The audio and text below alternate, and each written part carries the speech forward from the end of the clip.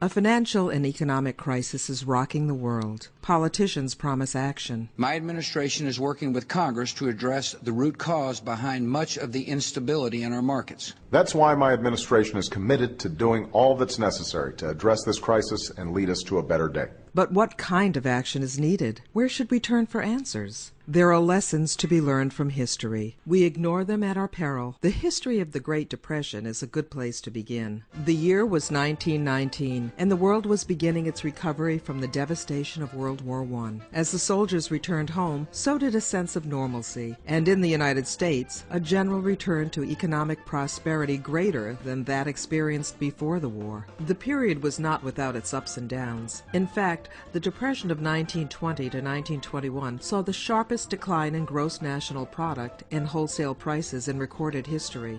But the American economy rebounded quickly. The Depression ended in just over a year and gave way to a period of prosperity known as the Roaring Twenties. However, the next economic downturn, the crisis of 1929, would turn out very differently. A series of disastrous economic policy decisions turned what would have been an economic downturn into what we now know as the Great Depression. Amity Shlaes, a senior fellow at the Council on Foreign Relations and author of The Forgotten Man, A New History of the Great Depression, explained how an economic crisis turned into a world-shattering catastrophe. In the 1920s, we had a stock market crash, but it didn't have to be a depression. And then when we had a depression, the depression didn't have to last till World War II, but it did.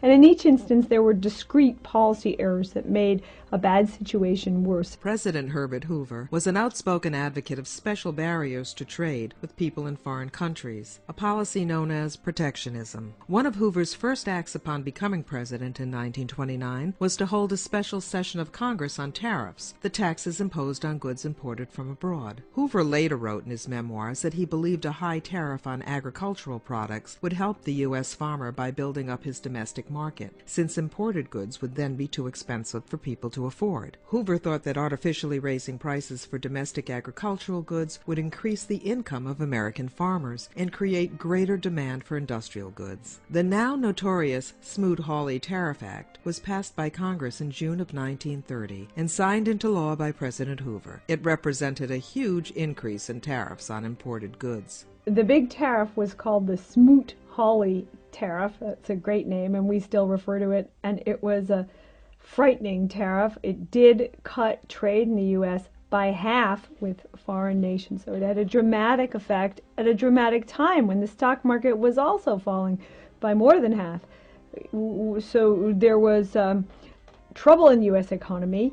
The stock market had crashed, and Smoot-Hawley made it all worse. The Smoot-Hawley tariff went well beyond increasing taxes on imported farm goods. By the time the bill was passed by the Congress, special interest groups of every kind had been able to cash in at the expense of American consumers and other less politically connected industries. The bill included special taxes on sugar, wheat, beef, cotton, textiles, leather and shoes, wool and wool products, velvet, decorative china, glass surgical instruments, pocket knives, and watch movements. Tariffs were raised on over 20,000 imported items. Of course, the people who had to pay the price to protect the chosen industries were American consumers and American businesses, anyone who had to buy any of the goods covered by the tariff in order to go about their daily business. The politicians didn't understand that you cannot create wealth by blocking trade. Exchange creates wealth by allowing people to exchange what they make for what others make. Each participant in the exchange can specialize in what he or she produces at the lowest cost. Trade is based on mutual gains. Blocking trade only makes the economic pie smaller. The special interests can gain if, as they make the pie smaller, they get a much bigger share of it. But everyone else gets a smaller share of a smaller pie. Protectionism impoverishes. Protectionism creates conflict between the interests of producers and the interest of consumers in every country saddled with protectionist policies. It also creates conflict between nations. U.S. exports fell dramatically as a result of the Smoot-Hawley tariff.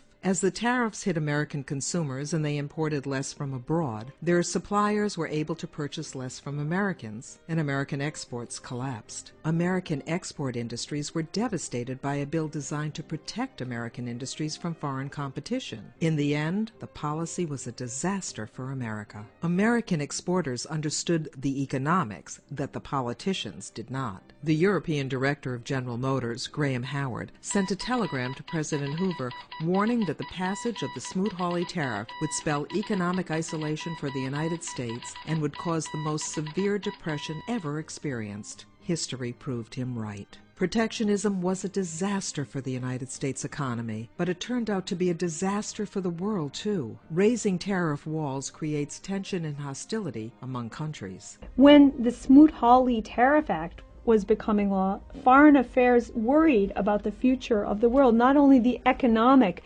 but the political future, and they read all the things that were going on in the European papers and reported what the Europeans were saying.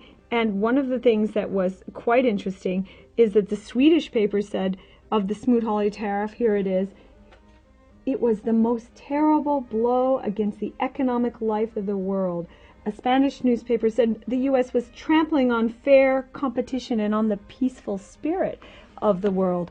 So they saw right away, these newspapers, that the consequences of a U.S. tariff, of U.S. being cavalier even about trade, would be political, diplomatic, and would affect the future of democracy on the continent. As country after country raised tariffs and blocked international trade, the world fell into depression. Within 2 years of passage of the Smoot-Hawley tariff in the United States, the volume of international trade had collapsed by 70%. And with the collapse of trade came more unemployment, poverty, and the rise of extremism. Protectionism had contributed enormously to crashing the world economy and the terrible consequences to follow. As economist Martin Wolf of Oxford University and the Financial Times said of the experience, this collapse in trade was a huge spur to the search for autarky and Lebensraum, most of all for Germany and Japan. Was protectionism the right policy in 1930? Is it the right answer to the current financial crisis? Not according to economists who have studied the period.